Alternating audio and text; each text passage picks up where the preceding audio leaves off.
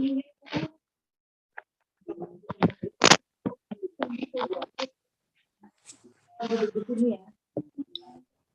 selamat datang Bapak Ibu peserta webinar. Terima kasih sudah bergabung dengan kita hari ini. Kita masih nunggu teman-teman yang lain ya Bapak Ibu. Jadi Bapak Ibu mungkin mau perkenalkan diri dulu supaya dikenal sama rekan-rekan yang lain. Sekalian juga bangun koneksi ya sambil dapat ilmu. Kita juga bisa saling kenalan sama guru-guru lain yang hadir juga hari ini. Boleh Bapak Ibu nulisin di chat. Kalau biasanya kita di Teachnspire minta tulisin nama, asalnya atau domisilinya sekarang, sama ngajar apa. Mungkin Bapak Ibu bisa nulisin nama Bapak Ibu, asal atau sekarang domisili di mana, plus bisa nggak tulisin Bapak Ibu 1 minggu ini bagaimana perasaan Bapak Ibu gitu ya setelah selesai mengajar selama seminggu gitu ya, Senin sampai Jumat. Hari Sabtu ini bagaimana perasaan Bapak Ibu ya terhadap pembelajaran seminggu ini. Boleh, Bapak Ibu boleh juga pakai emoticon, boleh juga nulis pakai kata-kata ya di kolom chat. Oke, selamat datang buat Bapak Ibu yang baru bergabung. Oke, oh sudah ada Bapak Febrianto. Oke. Sudah di chat ya, sudah ditulis perasaan, wah hari ini luar biasa ya Pak Febrianto, perasaannya, wah saya senang sekali nih, walaupun banyak sekali yang kita kerjakan ya selama pembelajaran online, Bapak Ibu juga pasti banyak usaha yang dilakukan biar anak-anak tetap belajar gitu ya, tapi masih luar biasa, keren sekali. Oke Bapak Ibu yang baru datang, sambil menunggu teman-teman yang lain, saya mengajak Bapak Ibu mau tulis di kolom chat, nama Bapak Ibu, sekarang domisilinya di mana, biar bisa tahu ya, teman saya satu Indonesia yang hari ini hadir, siapa saja dan dari mana gitu ya. Plus tulisin satu kalimat yang menggambarkan bagaimana perasaan Bapak Ibu setelah 1 minggu sudah mengajar online ya. Tadi contohnya sudah ada Pak Febrianto yang tulis, terima kasih Pak. Ditunggu rekan-rekan yang lain ya, pasti seru nih kalau kita baca-baca ya sambil nungguin teman-teman yang belum masuk.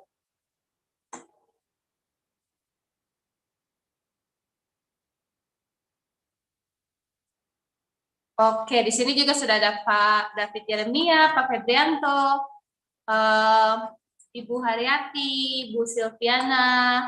Oke, boleh ditulis di kolom chat ya.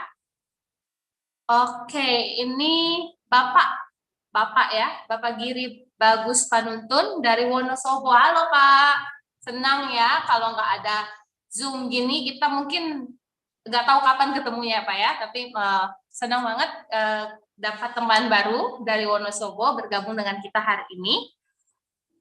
Oke, oh mengajar sekolah dasar sama kayak saya. Halo Pak, salam kenal. Oke, rekan-rekan yang lain juga boleh nih kenalan di grup. Oke, kita akan mulai dalam 1 menit ke depan ya, Bapak Ibu. Oke. Bu Silviana, perasaan hari ini sangat senang, wah saya senang sekali. Beberapa webinar yang lalu tuh guru senang, pasti muridnya juga senang ya. Jadi bebannya walaupun banyak kerjaan, tapi lebih ringan gitu menjalani hari-hari yang berat gitu ya. Thank you Bu Silviana sudah memperkenalkan diri dan bagiin sama kita perasaannya hari ini ya. Pak David Yeremia, loh Pak, nggak apa-apa fotonya istri Bapak. Dari Jakarta Barat, halo Pak, selamat datang. Wah, antusias, senang sekali nih Pak, Bapak juga mention ya, antusias untuk belajar hari ini. Oke, baik Bapak Ibu Guru, rekan-rekan yang sudah hadir, kalau ada yang masih mau memperkenalkan diri di kolom chat, masih mau kasih tahu nama, domisilinya di mana, perasaannya mengajar selama seminggu ini, masih boleh ditulis di kolom chat, supaya kenalan sama rekan-rekan guru yang lain. Ya. Oke, Bapak Ibu, kita terima kasih sekali lagi sudah bergabung. Sekarang sudah tepat jam 10 pagi waktu Indonesia Barat. Di saya, di Kupang, di Nusa Tenggara Timur, waktu Indonesia Tengah sudah jam 11. Dan selamat siang untuk Bapak Ibu Guru yang dari wilayah Indonesia Timur, sudah jam 12 siang. Kita akan langsung mulai webinar kita seperti yang sudah disampaikan. Kita akan mulai tepat waktu. Jadi, oke, selamat datang sekali lagi. Kayaknya sudah selamat datang 4-5 kali Bapak Ibu, tapi nggak apa-apa. Itu saking senangnya saya ada dengan Bapak Ibu Guru di sini. Selamat datang di webinar Teachnspire. Ini webinar yang ke-18. Webinar kita hari ini memiliki judul mengajarkan kewirausahaan kepada siswa. Nah, kalau Bapak Ibu lihat di poster, dan tadi sempat disebut juga sama Pak David ya, Pak David Yeremia, bahwa tema kali ini atau topik ini mungkin agak kurang familiar ya, tetapi sangat relevan dan kontekstual dan sangat dibutuhkan oleh anak-anak, bahkan untuk dipelajari sejak mereka masih di sekolah dasar gitu ya, skill-skillnya. Nah, nanti lebih dalamnya lagi akan dipelajari bersama Mr. David yang akan menjadi pembicara kita. Oke, sebelumnya izinkan saya memperkenalkan singkat saja. Saya janji singkat saja, nama saya Airin, seperti yang Bapak Ibu sudah lihat di foto maupun di kamera, di video ya. Boleh next. Saya dan teman-teman dari Teachnspire ini menyediakan platform ini supaya kita bisa belajar bersama-sama secara kolaboratif, dan bisa siapa saja untuk membagikan praktek baik, karena biasanya teman-teman yang di lapangan, kita yang setiap hari bergulat gitu ya dengan proses mengajar, punya inovasi-inovasi, inspirasi-inspirasi baru yang akan sangat memperkaya sesama pendidik supaya membantu pendidikan di Indonesia semakin merata kualitasnya, semakin merata juga potensi pengembangan potensi anak-anak didik di Indonesia ya. Boleh lanjut. Nah, Bapak Ibu, kita mau apresiasi Bapak Ibu Guru. Kita tahu Bapak Ibu Guru berjuang dengan keras dan di saat-saat mepet mungkin ya, banyak tekanan, apalagi di saat pandemi, Bapak Ibu memaksakan diri harus muncul dengan ide-ide baru gitu ya. Nah, Bapak Ibu yang punya ide-ide baru, cerita inspiratif, kisah-kisah baik, praktek-praktek baik yang ingin dibagikan dengan rekan-rekan se-Indonesia, boleh membagikannya melalui Teachnspire dengan mengsubmit foto atau tulisan, nanti akan kami olah dalam bentuk artikel, akan juga memperkenalkan Bapak Ibu Guru sebagai kontributornya, akan juga memberikan kontak Bapak Ibu Guru supaya bisa diajak kolaborasi mungkin sama guru lain di tempat yang berbeda. Kemudian Bapak Ibu juga kalau mengikuti webinar atau workshop seperti ini, tidak hanya sebagai peserta, Bapak Ibu juga bisa mengajukan diri menjadi pembicara. Kalau masih malu-malu, aduh saya nggak biasa jadi pembicara, biasanya jadi peserta. Saya boleh nggak sama teman saya? Boleh banget Bapak Ibu, mau segrup, mau berbaginya 2 orang, atau mau sendirian juga sangat tidak apa gitu ya. Namanya kita belajar bersama, selalu ada kali pertama untuk segala sesuatu, jadi kita membuka kesempatan untuk Bapak Ibu Guru juga mau berbagi dengan rekan-rekan lain se-Indonesia. Nah, kalau ingin ada pelatihan yang lebih intensif nih, misalnya untuk kebutuhan khusus sekolah Bapak Ibu Guru, Bapak Ibu Guru juga bisa menghubungi kami, nanti kami hubungkan dengan para pembicara yang sudah bersedia untuk memberikan training secara intensif. Dan kalau Bapak Ibu Guru juga terlibat dalam organisasi atau komunitas lain, mau kolaborasi, kami sangat terbuka. Nama tengah kami adalah Teachnspire Kolaborasi ya, sangat suka sekali dengan kolaborasi. Tidak ada kompetisi ya, tapi kita berkolaborasi karena kita punya mimpi dan tujuan yang sama untuk pendidikan dan untuk masa depan bangsa Indonesia ya. Next, nanti Bapak Ibu bisa bergabung bersama kami melalui beberapa platform ini, nanti akan kami bagikan, ada di Instagram, di Facebook, dan juga ada di grup Telegram kami. Next lagi. Nah, Bapak Ibu, hari ini kita kedatangan lagi Mr. David. Kalau Bapak Ibu, ada nggak? Saya pengen tahu dong, ada nggak Bapak Ibu yang waktu itu ikut sesi Mr. David soal Bloom's Taxonomy? Apakah ada bulan lalu? Sebentar, saya ingat dulu. Hari Sabtu juga, minggu terakhir bulan Januari. Apakah ada? Boleh mungkin tunjukkan jempolnya supaya saya lihat. Oh, belum ada. Jadi semua di sini baru ya, baru kenalan sama Mr. David. Izinkan saya perkenalkan sedikit tentang Mr. David sebelum Bapak Ibu berkenalan lebih dekat.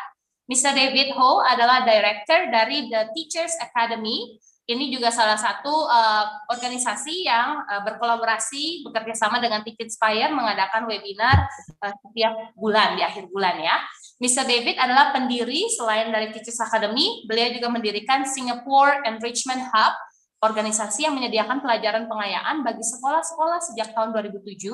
Beliau juga mendirikan Teachers Academy, sekolah online bagi guru, kepala sekolah, maupun siapa saja yang ingin mendapatkan diploma, sarjana, maupun magister secara online di bidang pendidikan. Nah, program pelatihan atau pendidikan online yang disediakan oleh The Teachers Academy ini sudah terakreditasi oleh OTHM di Inggris ya, dan disertifikasi oleh OFCUL. Semoga saya bacanya benar ya, oleh Kementerian Pendidikan di Inggris. Mr. David sendiri juga pernah mengajar tentang penggunaan teknologi digital dalam pembelajaran, termasuk bagaimana cara coding, membuat musik digital, membuat seni digital di Singapore Teachers Arts Academy ya. Dan hari ini beliau khusus akan membagikan bagaimana kita mengajarkan kewirausahaan kepada anak-anak, karena itu merupakan salah satu skill hidup ya yang dibutuhkan, apalagi kalau saat-saat pandemi gini, di saat mungkin pemasukan utama membingungkan nih, dapat dari mana, atau mulai ada kendala gitu ya, mulai ngadet. Anak-anak diajak untuk berpikir kreatif, selain itu juga memberikan solusi melalui produk dan jasa yang dibuat kepada masyarakat. Oke, saya berbicara terlalu banyak Bapak Ibu. Saya akan sebentar lagi memperkenalkan Bapak Mr. David untuk mengambil alih dalam sesi ini. Nah, Bapak Ibu kalau punya pertanyaan, kapanpun muncul di kepala Bapak Ibu, langsung ketik aja di kolom chat. Mr. David akan menjawab nanti di sesi Q&A. Kemudian di akhir acara kita akan memberikan, akhir sesi hari ini, kami akan mengirimkan link presensi dan feedback. Bapak Ibu mohon isi. Linknya hanya diberikan di Zoom dan hanya akan aktif selama 10 menit setelah selesai webinar. Nanti setelah 10 menit langsung secara otomatis nonaktif. Nah, feedback dan presensi ini berfungsi untuk memberikan saran kepada kami Teachnspire yang masih sangat muda ini ya, usianya masih 6 bulan, bagaimana kami dapat membantu Bapak Ibu guru belajar dengan lebih baik di waktu-waktu ke depan, dan juga berfungsi sebagai untuk mengisi data pada sertifikat peserta yang akan diberikan dalam 2-3 hari ke depan. Ya, jadi kalau Bapak Ibu sudah hadir, sayang banget kalau tidak mendapat sertifikat. Jadi jangan lupa untuk mengisi link presensi yang hanya kami berikan di Zoom, ya, tidak di chat WhatsApp, hanya di Zoom untuk Bapak Ibu yang hadir. Oke, boleh next, boleh di next screen-nya. Oke, kami juga akan kirimkan materi pembicara hari ini. Saya ingin sampaikan seperti di poster, Bapak Ibu sudah lihat, materi hari ini akan disampaikan dalam bahasa Inggris oleh Mr. David, tetapi tenang saja, di PowerPoint-nya sudah disediakan terjemahan materinya dalam bahasa Indonesia. Semoga membantu Bapak Ibu guru untuk memahami dan mengikuti sesi dengan nyaman, ya. Oke, tanpa berlama-lama lagi, mari saya ajak Bapak Ibu untuk memberikan tepuk tangan, mungkin secara virtual, mau nyalakan mikrofon, mau tepuk tangan beneran, atau mau pakai emoticon di Zoom juga boleh. Mari kita sambut Mr. David Ho yang akan berbagi dengan kita tentang bagaimana mengajarkan kewirausahaan kepada siswa. Oke, saya sapa dulu ya. Halo, Mr. David. Halo, Bu Irene, can you hear me? Iya, yes, I can hear you, Mr. David. Okay, great. So, actually, the thing is that my video is on my laptop, but my voice is from my handphone. Okay. Okay, so you can still see me. Okay, so we can start now? Yeah. Yes, you can start now, Mr. David. Okay. Okay, good morning, teachers. Firstly, thank you very much for coming and attending the workshop. Okay, so my name is David. I'm from the Teachers Academy, and I'm also from Singapore Enrichment Hub. So we run two things. So we run a program for school teachers, and we also run a program for schools. Okay, so we do enrichment programs for schools like coding, music, art, and then we also run programs for teachers like diploma and degree programs. Okay, but I will not talk so much about what we do first. I will do it later because I think Miss Irene has already explained quite a lot from Teachnspire. Okay, so firstly, I want to thank Miss Irene for having us here. Okay, we really appreciate the opportunity. Now, I know we also volunteer to work with Miss Irene to share information with teachers. Actually, I'm a teacher myself, so for us, education always is very important. We always feel that education is the way out of to get a better life for students and to get a better, generally a better society, so to say. Okay, okay. So now, if in the presentation you need to translate to Bahasa, please type in the chat. Okay, or if let's say I'm talking too fast, just type in the chat and just let me know. It's okay, right? So this is a problem I have. Sometimes I will talk too fast. Okay, so now today you're here because you want to our topic actually is about entrepreneurship for students. Okay, and about entrepreneurship in general. Okay, now basically we teach entrepreneurship for students. Why? Okay, because in entrepreneurship, right, we teach, there's a lot of things that we do. Okay, so okay, I'm going to switch off my video, but I'm just going to run through the presentation. All right, so the things that, why do we do entrepreneurship? The simple reason is because we want to encourage critical thinking. All right, so why is critical thinking important?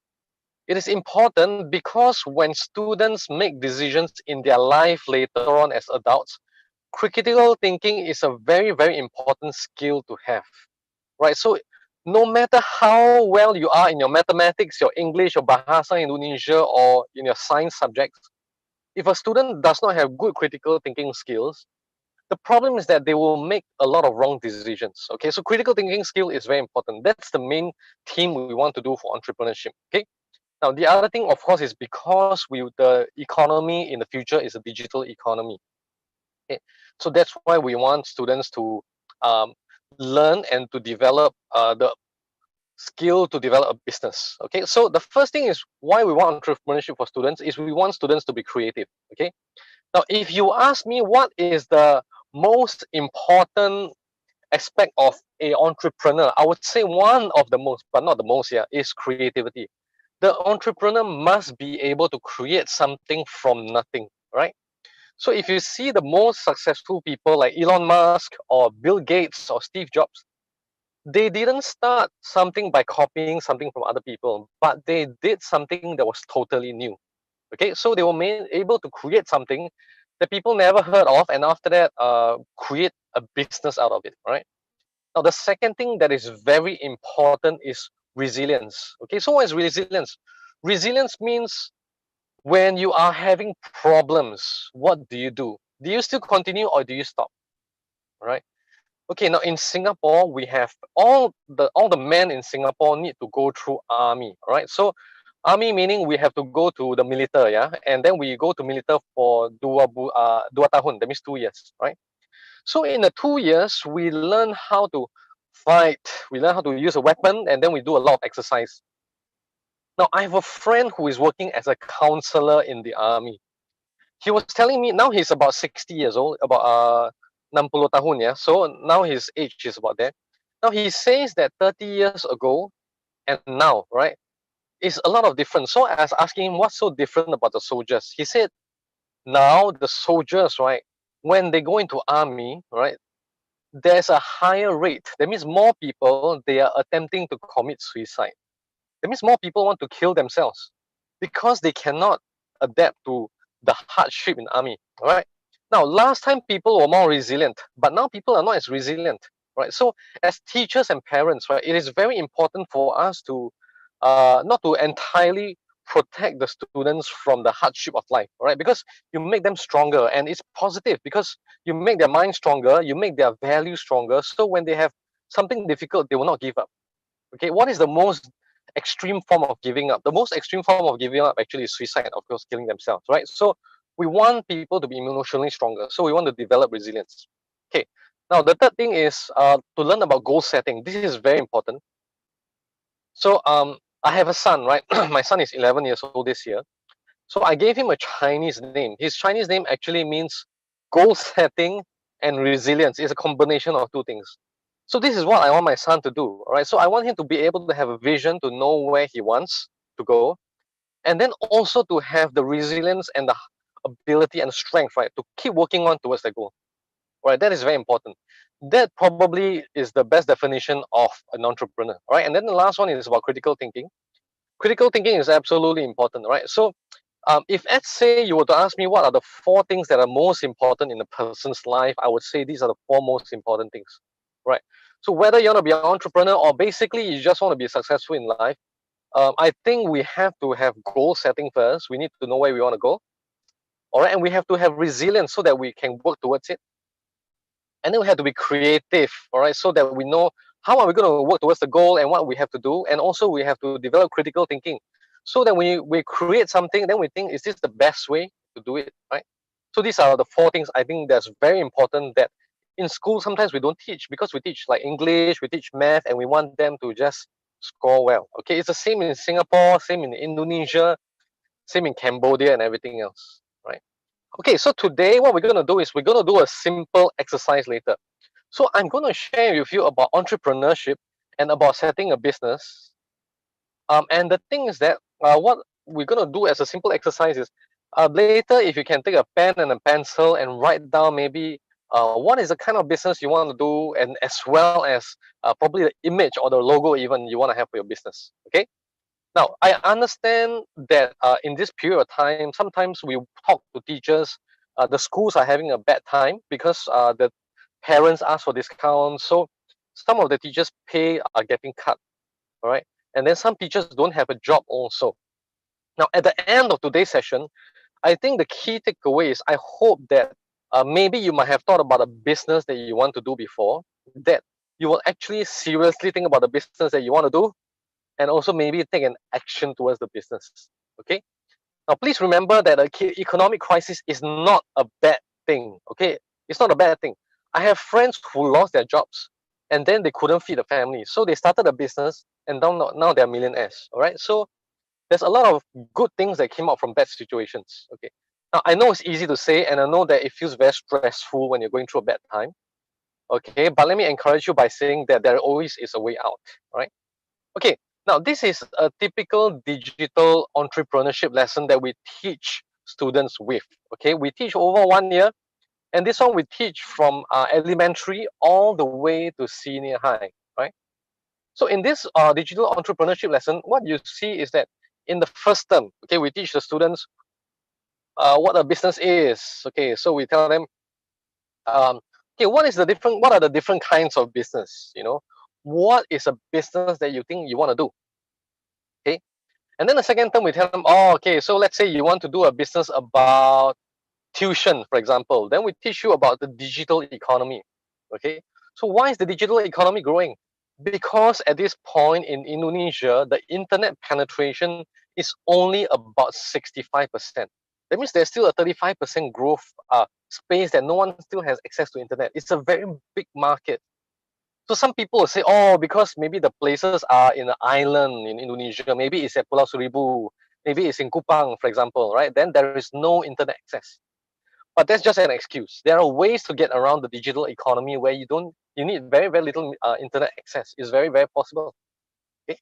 And after that, we talk about digital economy strategies. So we create with the students a brand, then a logo, for example, right?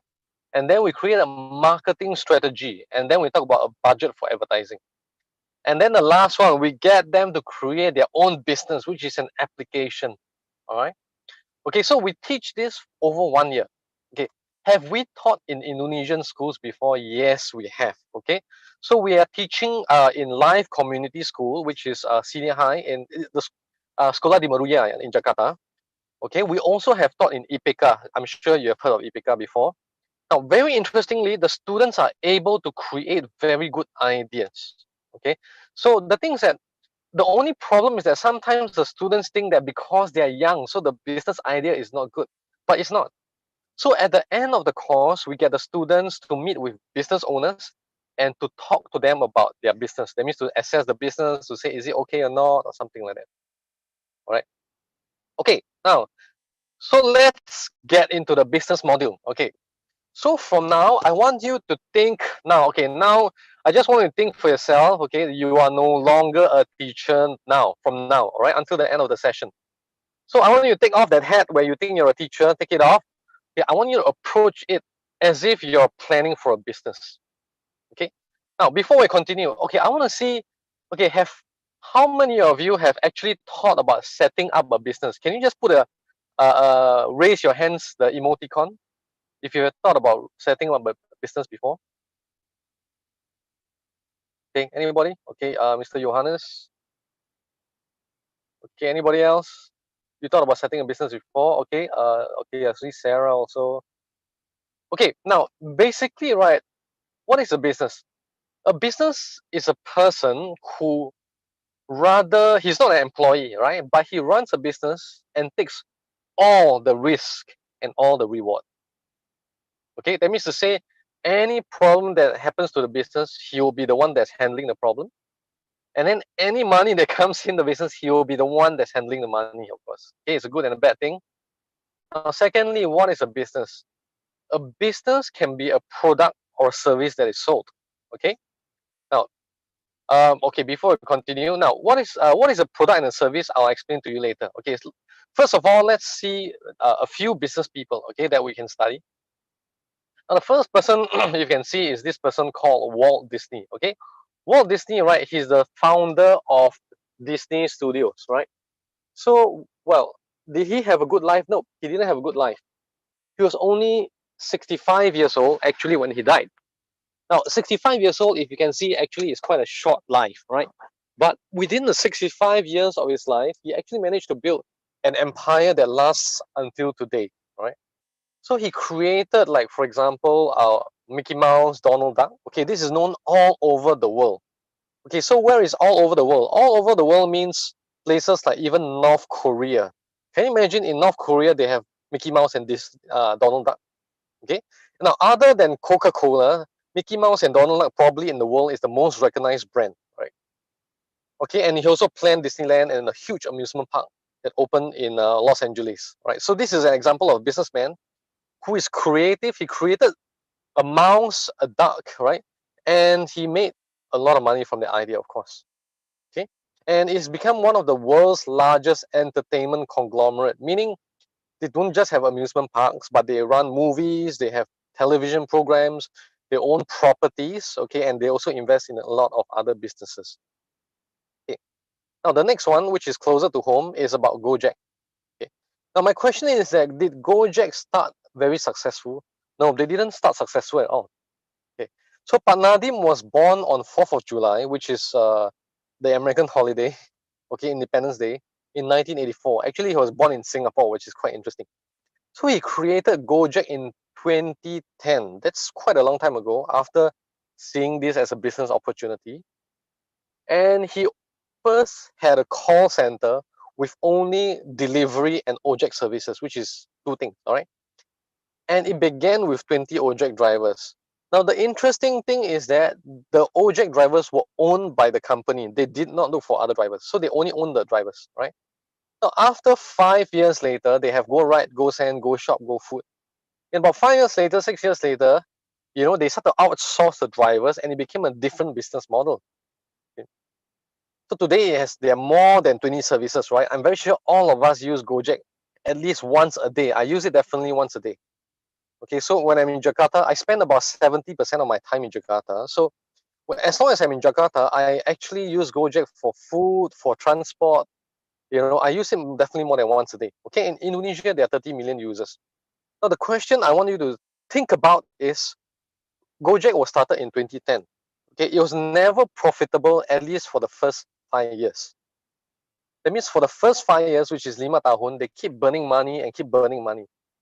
Now, as a businessman, the question you'll be asking yourself in the 5 years is, when are we going to make money? And is it worth it for me to spend my time always on this business that I'm not very sure whether is it going to burn money, still going to make money or not? Okay. Now, where is this coming in? You have to come in from a point where you have to be very, very resilient. That means to say you have to be very strong mentally. And then you have to be able to tell yourself that, hey, look, this is okay, you know, no problem. I think I'm going to make money. So it means you have to have the goal setting and the vision, and then you have to have the confidence to believe that it will happen. Okay. So as a businessman, you can see, right, you really need a lot of different parts. You need creativity, you need critical thinking, you need goal setting, you need resilience, and then you need to be very strong emotionally. So sometimes your family might say, hey, you know, let's say maybe by Johannes, or uh, maybe you know, by Ali, you know, so what is going on with your business? Why is it not making money? After 2 years, we already gave you like maybe 100 juta, you know, and it's still not making money. So the next question you ask yourself is, wow, do I give up now? Or what do I do? You know, you're not very sure, right? So that's the thing that makes the difference between a successful and an unsuccessful businessman, is the ability to wait. Okay. Now the next one, this is probably the most extreme example of entrepreneur. This guy really has my respect. He's really a bit crazy, if I can put it this way. This guy is called Fred Smith. So Fred Smith is the founder of FedEx. Okay, I'm very sure you heard of FedEx before. Now FedEx serves more than 10 million packages every single day. Can you imagine that? But he wasn't successful instantly, all right? Now, Fred Smith, from a boy, he was crippled by a bone disease, okay? And then he watched sports from the sidelines. Now, in 1971, when he went to university, what happened was the professor said, okay, I want everybody to think about a business that you can do and create a research paper and then do a business proposal as part of your homework. So Fred Smith came up with this idea about Federal Express. That means the international logistics company. Now, Fred Smith showed the professor the proposal, and the professor said, this thing is not going to work. All right, the professor actually said this thing is not going to work. Now, the thing is that after that, he started Federal Express still, right? And then when he was 26 years old, that means to say 26 tahun, right? He managed to raise about $91 million. Okay, now the reason is because his father was rich. So he was able to talk to the father's friends and ask them to give him some money. Okay. Now the problem is that in the first at least 7 to 8 years, back in the 1970s, the business didn't have money. It kept losing money and kept losing money, right? And then what happens was, one day he flew to Las Vegas because the business had no more money. And then the pilots were using their money to pay for the petrol for the planes. Can you imagine? So he went to Las Vegas and then he wins $27,000. And then he uses the money and pays it back to FedEx just to pay FedEx to have enough money to fund for their petrol and for the salaries. Can you imagine how desperate it was? Okay. Now, in the first 6 to 7 years, he didn't make money. So every single day, the creditors, the investors were all asking, so when is our money back, Fred? When is it coming? So can you imagine he endures this for the first 6 to 7 years of his life? Right now, the question we have to ask is, how many of us will have the resilience to keep enduring that pressure for 6 to 7 years, right? Okay, then the next thing is, now after a while, it turned around. And then FedEx became very, very profitable. But after a while, few years later, back in 1989, suddenly they lost a lot of money, okay, because they have a merger. And then they dropped and they lost $185 million revenue right down to just $6 million. It's very, very drastic, right? That's about more than a 90% drop actually. Okay. And then after that, in 2009, they faced another crisis, right? So 2 years later, they make $2 billion in profit. But in 2009, it goes down more than about 95%, right down to $98 million. Okay. So what I want to share with you is that in every single business, there is always a good and a bad. Okay. And as I mentioned, right, the difference is the resilience, okay, and the critical thinking to make a decision. Now, how is FedEx doing now? As of the latest in 2013, okay, that's about 7 years ago, they posted a $1.6 billion profit, which is really high, okay, with a record sales. Now, as of today, FedEx is still doing okay, right? But this is very extreme example where the fortunes of a company can go up very high, but it also can come down very, very fast. So what I'm trying to say is that in essence, teaching students resilience is a very, very important skill, right? So why is it important skill? Because inevitably in life, right, there'll always be good and bad, okay? So there'll always be ups and downs, right? Now, the things that over these few years, especially in Singapore, as society changes, what we realize that one thing is coming up, right? For example, mental illness is getting to be quite common among young people. And then the reason why mental illness is becoming common is because people do not know how to handle stress. Okay, so can you imagine being an entrepreneur and not being able to handle stress, and then you face a situation where you lose $1 billion? That will be very, very, very tough, right? It's literally a very tough situation to be in. Okay, so now let's have a discussion first. Okay, now before I continue, now I want to think about some people that are successful, and then some people who inspire you because they're successful. And how do they inspire you, right? Okay, so maybe can we have some teachers to volunteer and to share? Okay, anybody? Oke, ada Bapak Ibu guru yang mau share, mau bagiin. Oh, ada Steve Jobs on the chat, Mr. David dari Oh, Pak okay. Yohanes. Okay, so Pak Johannes, so how does Steve Jobs inspire you? He really inspired me because, as you guys can see, Apple is a very, very big company in the world right now. And like, I just want to make something like what he did. Like, it's very successful. Like iPhone, every year iPhone is changing, iPhone 13, 14, iPhone 100,000, I don't know. So I think it's very successful. I think it's very successful. And then with the iOS, with the MacBook, and then the latest one, they make their own MY chip, you know, the latest chips they make. So it's very inspiring. And I want to be like him in the future, maybe. Okay, so I would say that you want to be like him because he is very successful, right? Okay, and which part of the, I would say that maybe because he's ambitious, right? And then part of the values is that he's resilient and he's very ambitious. So that's the reason why you want to embody these certain values that he has, yeah? Okay. Okay, so Pak Fabrianto, how about yourself? I see from your chat. Okay. Hello, Mr. David. Thank you for the opportunity. I want to share how Kresno and Ira Sutsatyo become a person that inspire me. Because when I know them, Mr. Kresno is one of our leaders in our organization. Long time ago, he has been working 7 years as a manager in several multinational company, and then 7 years later, then he start a business, his own business, and makes a lot of loss in the first time because lack of skill, lack of experience to start a business. So, but he can overcome that. Then after that, now they are being successful people that inspire a lot of Indonesian people through offline and online. That's all. Okay. Okay, so I would say that success is a result, but probably the values that he has is very important. That's what inspire you, yeah. Okay. Okay, so from Miss Sarah, okay, very good, Colonel Sanders. I think everybody knows Colonel Sanders. Okay, Miss Sarah, maybe could you share with us why does Colonel Sanders inspire you?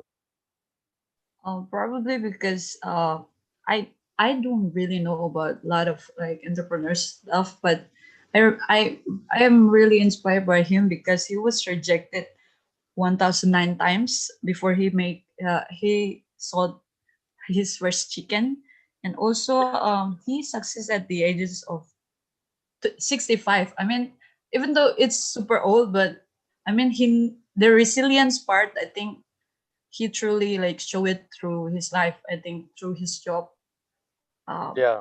That's it. Like it's just inspiring me to like keep on trying. Like you never know, like the result will be, and then suddenly like KFC is like one of the biggest chicken.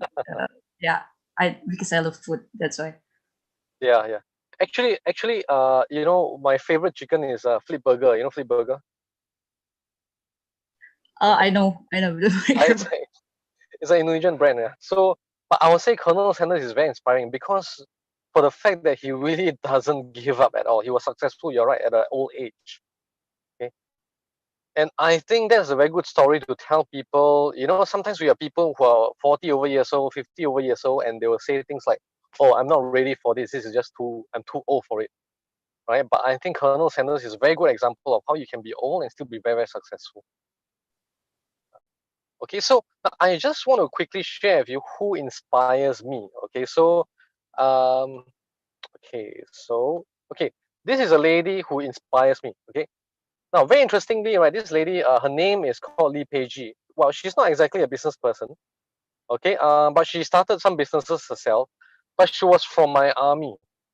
Okay, she was actually my army officer. Now, the person that inspires me, incidentally, is not a guy, even though I'm a guy, right? But actually, it's a lady, all right? So she actually climbed Mount Everest. Okay, this is her on top of Mount Everest. Now, some of the values that I feel that is very, very admirable and very resilient about her is that, for one, you know, when we're in the army together, even though she was sick, that means she has fever and everything, she'll come and do exercise with us. That means she'll run 5 kilometers, she'll do pull-ups, you know, and then she will do a lot of push-ups and things like that with us together. She was our leader, so to say, right? So the thing that all of us agree is that regardless of whether they are extremely successful or not, yeah, but the thing is that we want to make a certain impact in the world, right? And these are the people that gives us that model to be impactful, right? Now, can you be impactful as a teacher? Yes, you can be. Now, can you be impactful as a business owner? Yes, of course you can be. Like, for example, I think Indonesia is one of the most admirable business person is Mr. William, if you remember his name correctly, from Astra. Okay, even though he passed away, but I spoke to some of his managers and employees, and they still talk very, very well of him. You know, they still say that he's very good and he's very kind as a person and gives a lot back to society. Okay.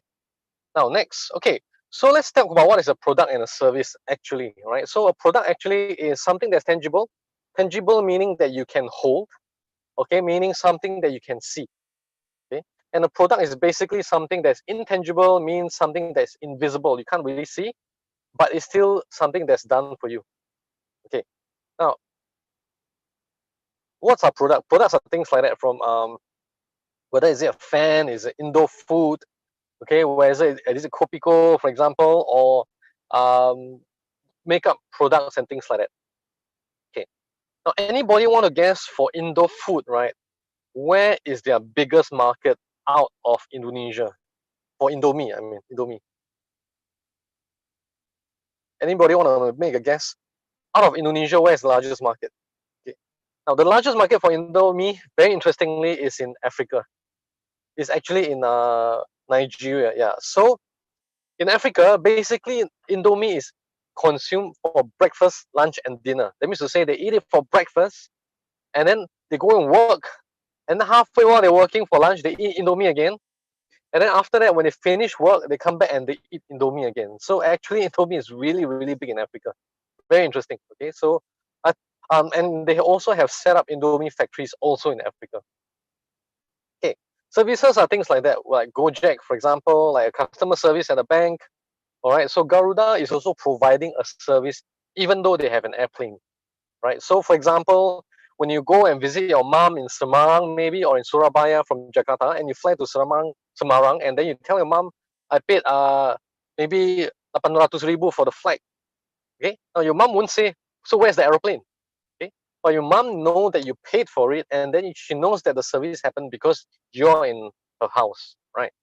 So basically, services will have a certain proof, of course. That means certain things that happen, right? And then services are intangible. Okay, so which one is better, a product or a service? Now, really depends on how much money you are talking about. Okay, a service is less capital intensive. That means you don't need so much money to start. You can start from your house. You can start from a friend's place, a friend's shop. Okay, now a product wise, you need to buy a product. So there's an inventory risk. Inventory risk means you pay money and then you're not very sure whether this thing can sell. Right. Now, if you don't want to take inventory risk, then you do a service again. That means to say you set up our Instagram marketplace, you set up a website marketplace just to sell the product, but you don't buy anything at all. Okay, so there's a lot of ways you can do this. That's why business is always very dynamic and you have to be very creative. Okay, so now I want to ask this very golden question to everyone here. Now, can we have at least 3 people, okay, to share with us? Is there some business have you thought about starting? All right, that is very good for the Indonesian market. Okay, just 3 persons, just share with us about one business you thought about starting before. It can be education business. It can be setting up a plumbing business. That means you repair the toilet. Okay, it can be maybe a transport business or it can be a logistics business. Anything. Okay, so maybe can we have 3 volunteers share with us what business you have in mind? Okay, anybody?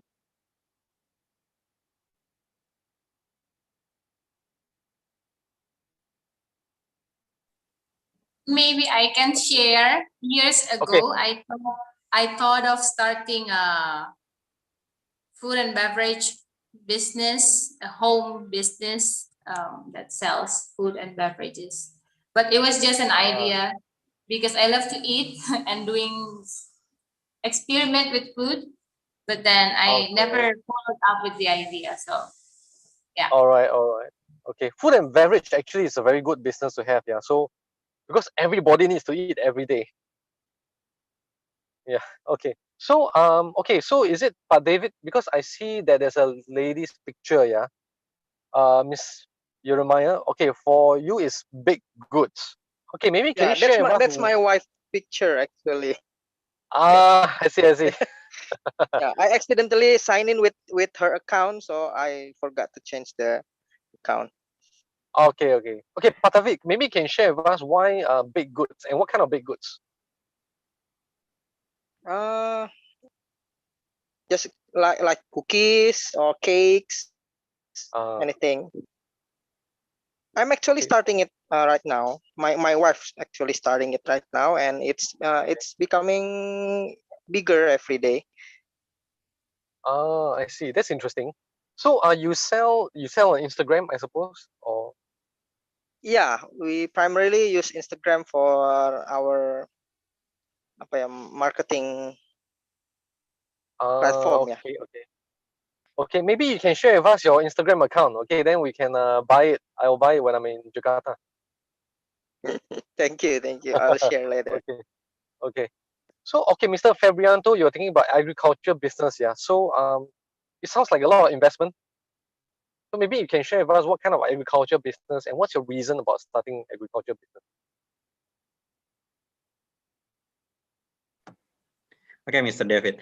A few years before, we think that one of the biggest business that will improve in a few years later, like nowadays, is agriculture, because everybody try to live healthy and they need to eat fruit and vegetable from organic farm. So we try to develop a farm that we use organic fertilizer and organic soils for grow our fruit plants. And it's been running for about 6 or 7 years. And now we start to producing like durians, mango, orange. Oh, that's nice. Yes. So are you selling also your fruits? Yes, we also sell the fruits because like jambu air, I don't call. Oh yeah, I know jambu, yeah. Yes, one of the kinds that jambu air madu deli hijau is very sweet. Now we plant a lot of the trees for the plant. Oh, that's interesting. Okay. Yes. Okay, so Fabrianto, maybe you have the e-gay or your link to your website. Just share with us. Yeah, I mean, I'm very interested to also find out. That'll be interesting. Okay, thank you. Okay, so Miss Irene, if you don't mind, maybe the teachers, you have a business you can share with us here. I mean, I'm personally interested. Yeah, that's cool. Okay, thank you. So, oh, seems like everybody has a business. Okay, so that's actually very good. Okay, so now the first thing, actually, I just want to share this part that we work with the students on. Okay, it's just a unit of what we do for our entrepreneurship business module. Okay, that we do with students. Okay, the thing is about building a brand image. Okay, so why is building a brand image very important?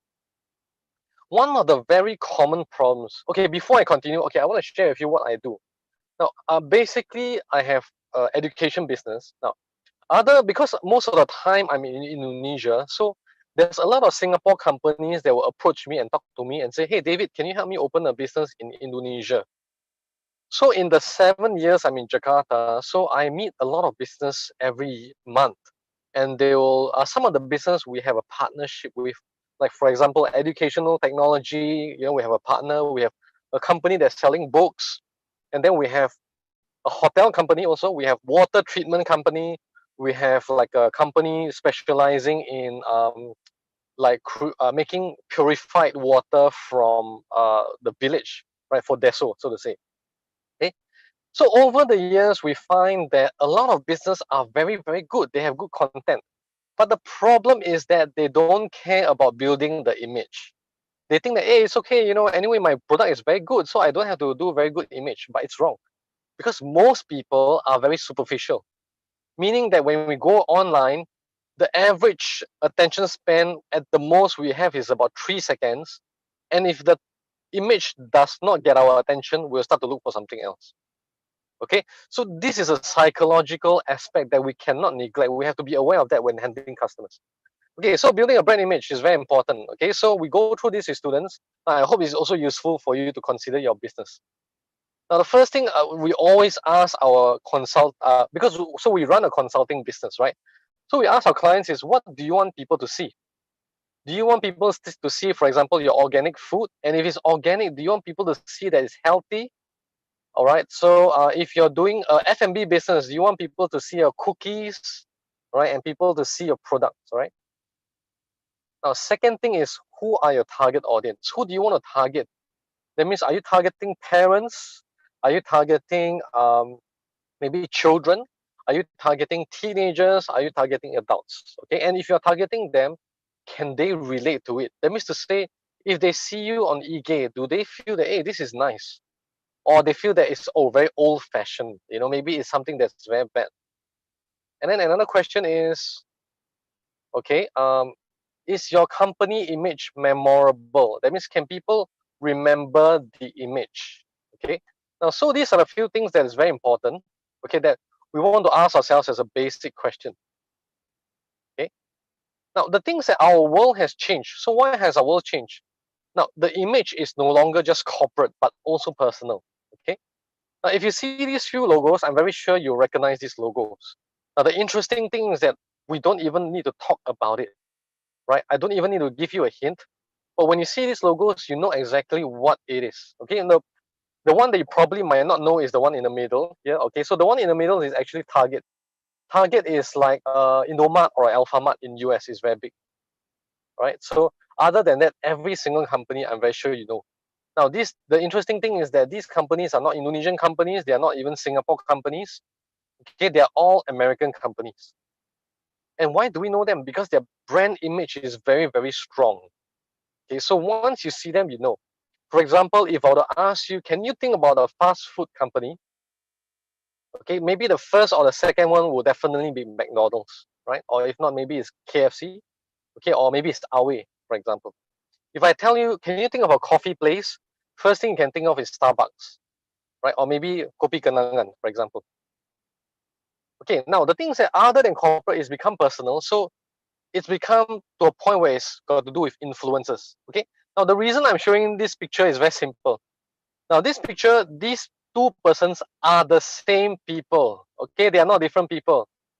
Now the difference is the position. So if you can see here, she's just standing with her back facing, and then this other picture here, she actually positioned herself quite nicely. So she's selling actually clothing, sports clothing. Okay, now she looks a bit more sexy, so to say, on the picture on the right hand side. Okay, so if you're a woman and you think that you want to achieve the same effect, you will probably buy it if you see the picture on the right. Okay, which is this one. If you see the picture on the left, you might not go for it. You think that, oh, if I wear this, I look quite bad. Okay, so image is very, very important regardless. Okay, now the next thing is this. Okay, this is an Instagram feed. Okay, now in this Instagram feed, this person is selling muffins. Okay, same as what just now David was selling. Okay, so baked goods. Now you can have a very, very messy kitchen, and it can be a whole mess. But if you position it nicely, where you just show a nice portion of it, people will still buy.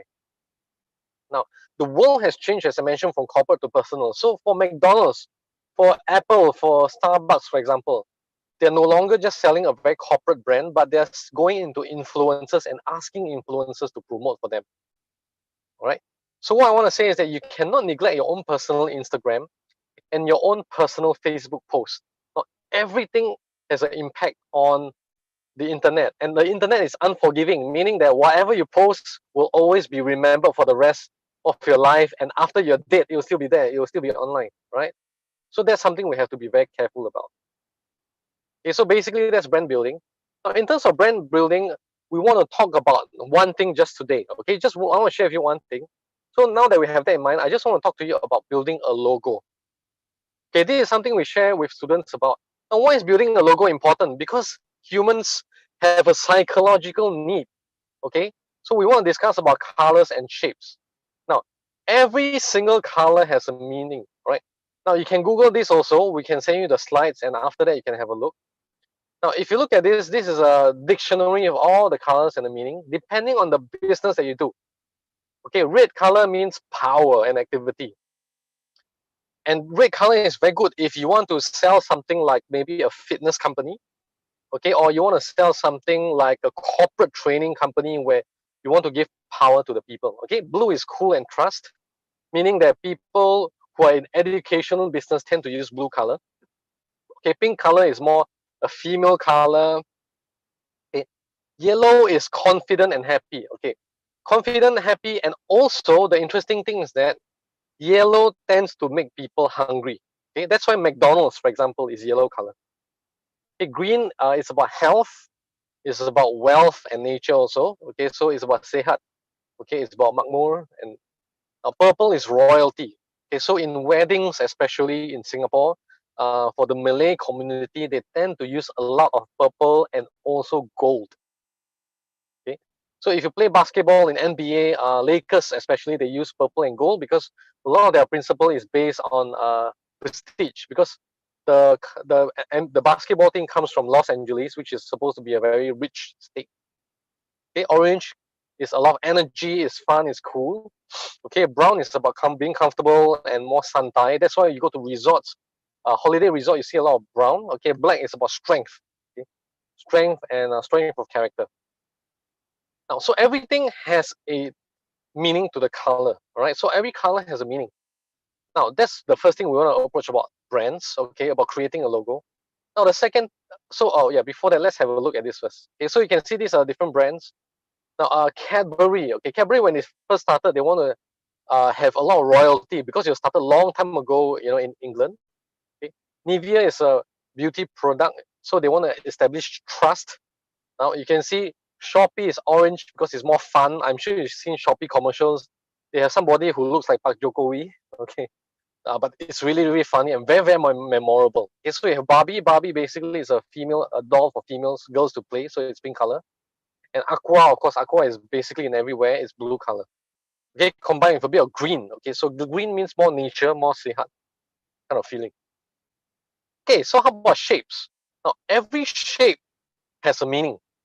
So square and rectangle means stability, honesty, and solidity. Okay, so for example, Instagram is square, Lego is also square. Okay, YouTube is a bit rectangular. Pizza, of course, is square. Okay, so you have Canon is also squarish. So in terms of squarish and rectangular shapes, right, they convey a more honest and a more reliable format. So whether you're doing education, having a square shape also will be good. Now, how about circle? Circle means commitment. There's a protection also, and then there's also love.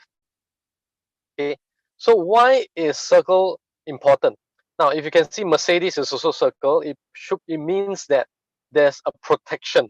Okay, Burger King is also circle. Wikipedia is also circle. circle signifies a lot of things. That means it's global, it's all around. Now, circle also signifies commitment and love. Why? Because if you can see, the wedding ring also is a circular ring.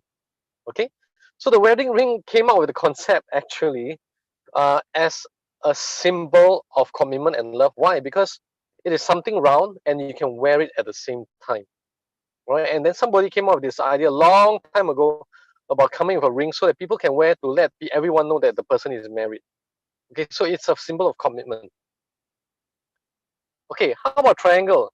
Triangle signifies energy, power, and action. Why? Because the basis of this comes from an arrow. Okay, so when you see an arrow, it always signifies a lot of energy, a lot of power and action. Okay, for example, Qantas is a triangular shape. Caterpillar, which is doing basically tractors and all that, is also triangle shape. Okay, you have Adobe Illustrator, which is also triangular shape. Google Drive is also triangular shape. Now, this is an exercise maybe you can build later because we don't really have time today. Okay. Now, this is what we normally go through with students. So we always ask them, okay, think about what business you want to do. Very important. That's the first thing. Okay. And then the second thing is that think about who you want to sell the service to and your product to. Once you have these two information, then you have to think about creating a logo. And then we get the students to write and present the logo and explain about why they use the colors and the reason for the design. Now, why is this important? It's very important because, as I say, when you advertise on Instagram, on Facebook, you only have at the most 3 seconds to make an impression. Okay? Now, 3 seconds to make an impression is a very, very short time. So your logo has to be memorable. It has to be funny, it has to be stable or anything, and it has to get the attention of the person you want. Right? Okay. Now this is the end of the presentation. Okay. Now I hope it's helped you today. Now, before I end, before I share about what we do. Okay, as I mentioned earlier, I will share about what we do for Teachers Academy. I want to share with you this again one more time. Okay, so you can have a look about this, the overall look about how we teach. Now, on the whole, on a very big scale level, normally we teach students about the different kind of businesses. So you have product and service, and then we talk about business model. That means how are you going to structure your business, and also do you have franchise, do you have distributor, do you have sales representatives, okay, and then the benefits of every single model. Now, after that, we talk about the digital economy. Why? Because the future of the economy is in digital, right? Then the term 3, we talk about digital economy strategies. That means to say we talk about how you can sell your brand, how to create a brand, and then to do your market research. And then the last time we get the students to create a business. Has it been done before? Yes, as I mentioned, we work with schools in Indonesia, in Singapore also. Also in Cambodia and Philippines, we work with students. And students can come up with very, very good strategies. Okay. Now, I hope this session has really helped you. If you're interested, of course, we have a workshop where we teach teachers about setting up a business and then how to grow their business also. Okay. Now, okay, until now, do you have any questions? Any questions from teachers? Oke, ada pertanyaan dari Bapak Ibu guru for the topic.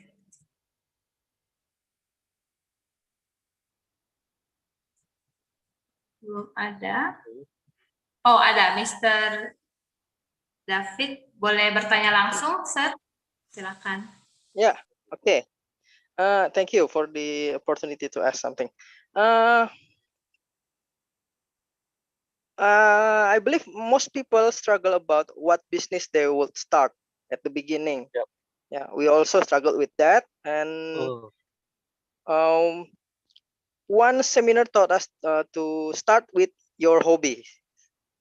And then my wife started the baking cakes and cookies for sale. We started as a small. We never thought of it as a business. Yeah, it's more like a hobby where people can pre-order something, bake goods from us, and we bake them fresh from the oven. And we didn't expect that our business would grow this to this scale right now. And sadly, we are not prepared. Yeah. Okay. what are your tips for us gitu, who start business as a hobby and didn't and don't expect our business to grow this big, and we are overwhelmed right now. Okay, so anyway, Pak David, I would say that it's actually a good problem to have, lah. I mean, okay, let's say we go back from the start, yeah. I would say doing a business that you like is actually the best thing to do. Okay. Now, once you do a business that you like, I know I'm sure you heard a lot of YouTube videos and everybody say the same thing. Yeah, but I would say that doing a business you like is important because when you have problems, you will definitely face problems. Okay. When you have that passion still for your business, it will still make you stay in the business. All right. Okay. Now, I would say your problem not so much is about growing the business, but it's about managing the growth currently. Yeah, but it's Right. about managing. Okay. Because we are So now let's. Yeah, I might add something additional. Like this, yeah. We want to keep it as our hobby, so we enjoy doing it. But the larger the scale, the larger our business, we are getting overwhelmed, and Yeah. we are afraid that we cannot enjoy it as much as we started. Yeah, the business. I know. Yeah.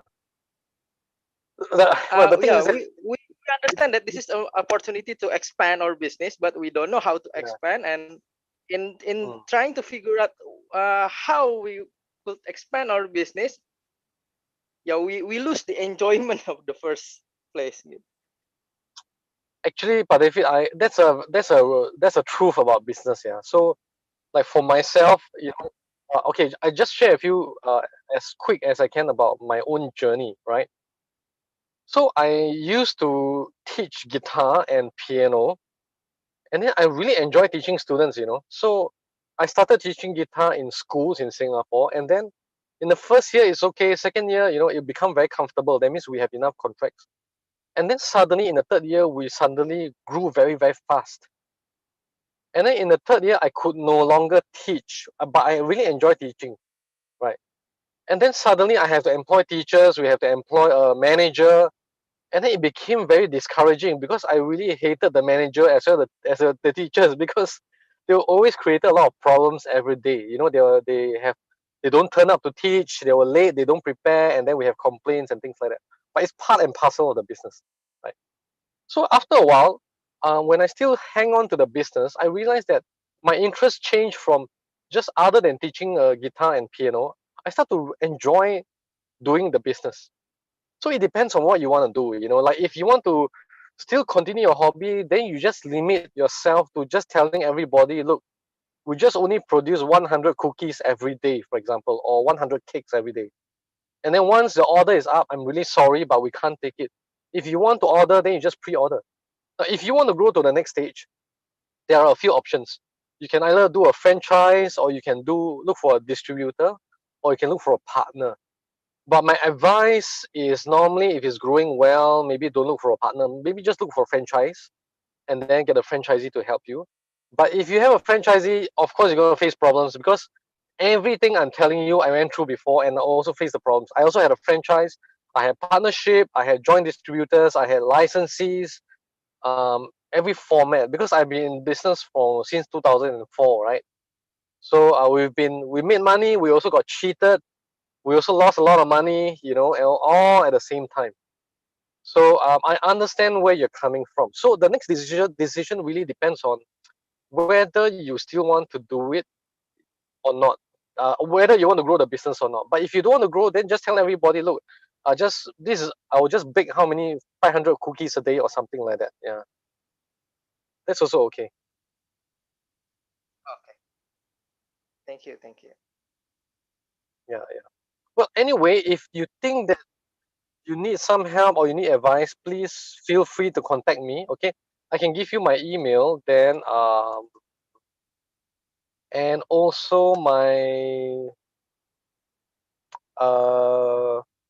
what's that? My Telegram. Okay, you can find me on Telegram. That's my user ID. Okay.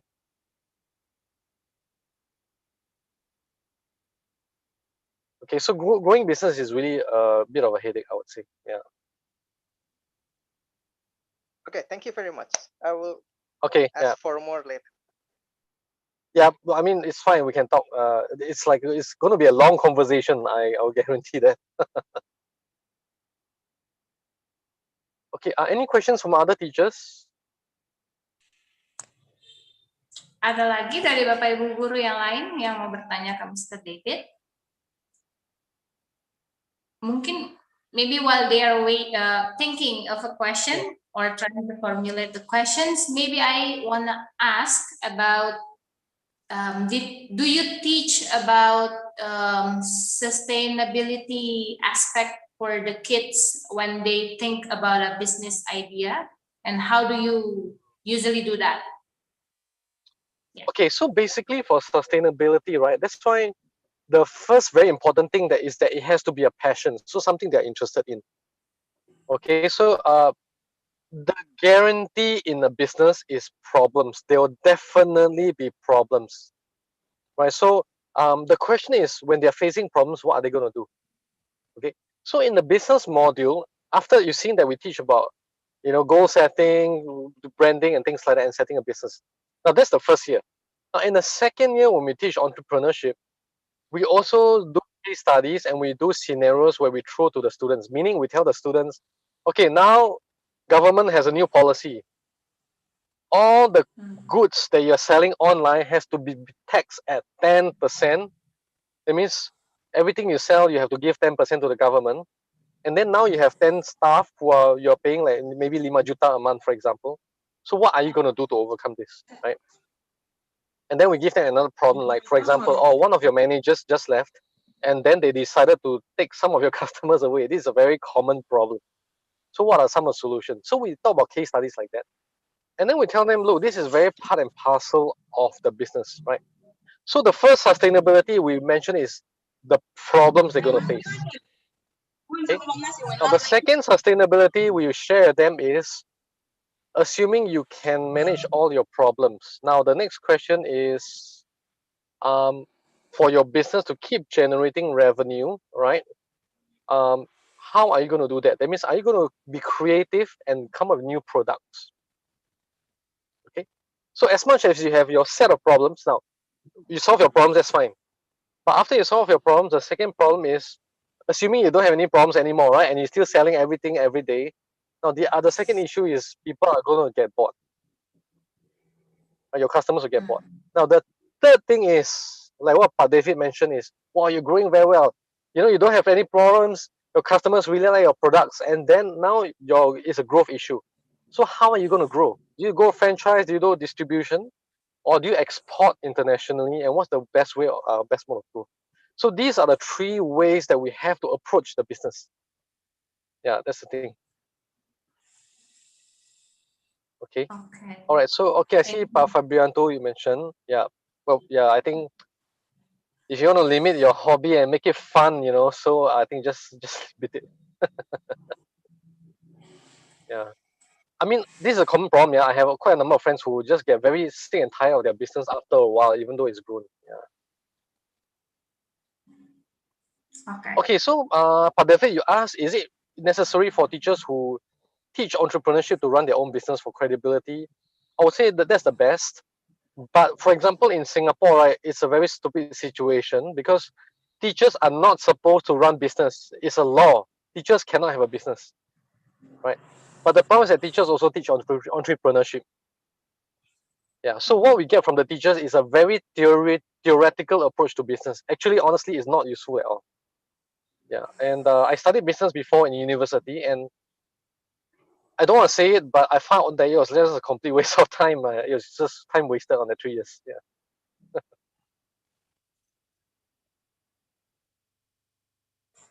Okay, so Miss Irene, if you don't mind, maybe I just take 3 minutes to share the teachers about the Teachers Academy. Is it okay? Okay. Sure. Okay, so okay, thank you.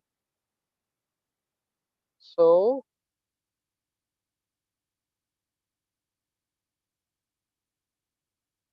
okay, so what I'm going to do is I will share with you our business. Okay, so our business is basically Teachers Academy. So this is the last thing I'm going to share with you. It's very quick. Okay, so actually we run a teachers academy in Indonesia. Our office is in Permata Hijau in Jakarta Selatan. Yeah. So the company is from Singapore, of course.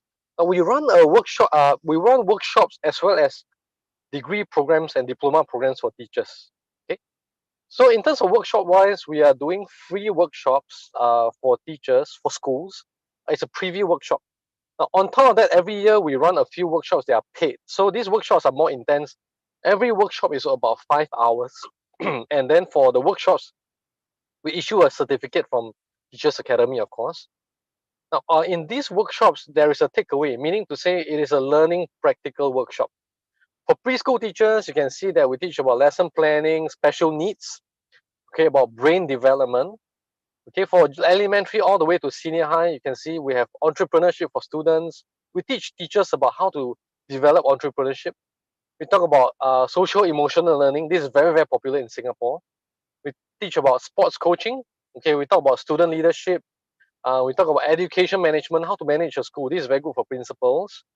And then in terms of lesson planning, we teach about digital classroom management. We talk about lesson planning with Bloom's taxonomy, instructional design, how to create materials where students can read and learn easily. Okay, developing critical skills. We also have new media. New media means we teach about coding, we teach about digital music as well as new media art. Okay, now that's all for the workshops. For the diploma and degree programs, we have 2 programs. Okay, for new teachers, we have a level 3. It's a 6-month program where you will get a certificate from UK. It's an internationally recognized certificate. Okay, so we will issue a certificate from Teachers Academy and also one from OTHM. Okay, so what is OTHM? OTHM is a awarding body that is same as Cambridge and Trinity. Okay, now so Ofqual, as you can see here, Ofqual is like Dignas in Indonesia, but Ofqual is in UK. Also at the same time, right?